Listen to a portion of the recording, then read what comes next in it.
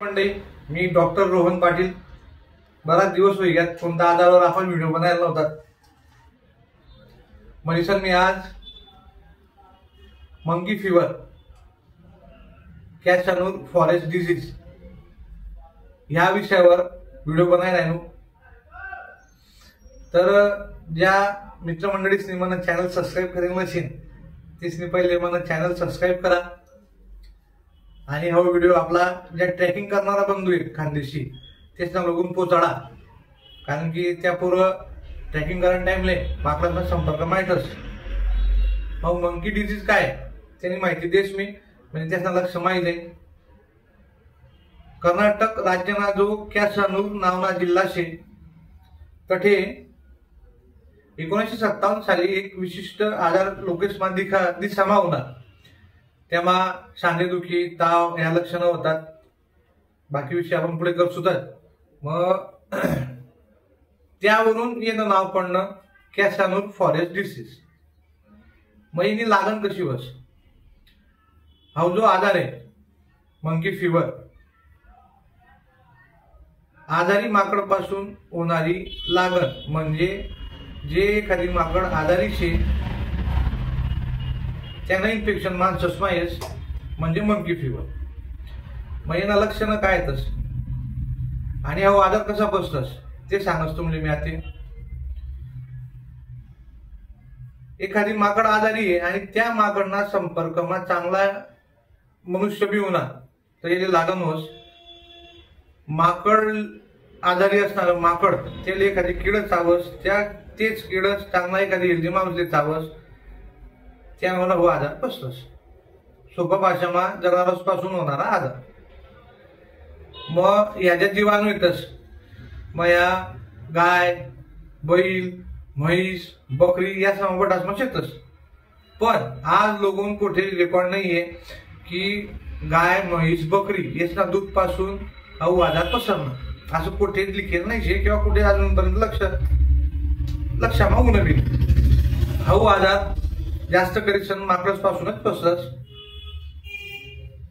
मग आता यांना लक्षणं काय येतस, यांना लक्षणं येतस सांधेदुखी, ताव येणं, थंडी वाजणं, उलट्या होणं, संडाशी होणं, सांधा दुखणं.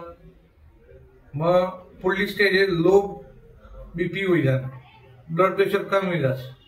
आणि यांना पुढली स्टेज आहे शरीरमधली पाणीनी लेवल कमी होई जास आणि मग पेशंटना मरण्याचे चान्सेस वाढी जातात. आता यावरला टेस्ट काय येतस, यावर PCR नावाने टेस्ट आहे त्यावरून करता येस. त्यानंतर इलिजा टेस्ट आहे त्यावरून दिवस सेरेब्रोस्पायनल फ्लुइड त्यावर तुम्ही टेस्ट करता येस. पण आता रिसेंटली पुन्हा मा एक केस होईल ती त्यांना मा लघवीमा इन्फेक्शन मा वरतून हा आजार लक्ष मावून था. व्हिडिओ बनाना एवढं मुख्य कारण आहे की हा आजार आपला महाराष्ट्रामा बी वाढी राहिना. पहिले इथला पेशंट नव्हतात महाराष्ट्रामा, पण आता धीरे धीरे आपला महाराष्ट्रामा पेशंट वाढी राहणार. म्हणजे सर मी हा व्हिडिओ बनायला मग आता यावर उपचार पद्धत काय शे, यावर विशिष्ट अशी उपचार पद्धती नाही शे, पण बऱ्याचशा औषधी यांवर काम करस आणि चांगल्यापैकी पेशंटला आराम बी पडस. 100% माहीत 3 ते 5% या मृत्यू दर शे. म्हणजे नेमकं काय तर ट्रीटमेंट करानंतर सुद्धा पेशंट रोगप्रतिकार शक्ती कमी राहामुळे पाहिजे तसा रिस्पॉन्स देत नाही. आणि आता काही केसेस मा असं देखा माहिले की 10 ते 20% केसेस मा हा जो आजार आहे हा आजार ट्रीटमेंट करानंतर परत फिरशन 8-10 दिन मा. जर तुम्हाला कोणी मित्र असेल काही असेल त्याचे म्हणा जर असं काही केसेस होण्यात तर पूर्ण वेळ आराम करा, डॉक्टरचा सल्ला लिहा, पाणी भरपूर प्या, जेणेकरून शरीरमधली पाणी लेवल मेंटेन राहील, बॉडी डिहायड्रेट होता नाही.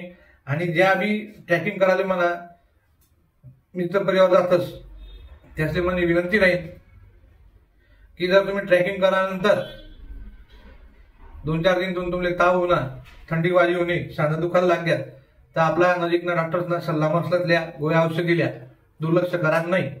आणि हा व्हिडिओ मला जास्तीत जास्त लोकांपर्यंत पोहोचाळा, जेणेकरून गरजू पेशंटला येणे मदत होईल. धन्यवाद.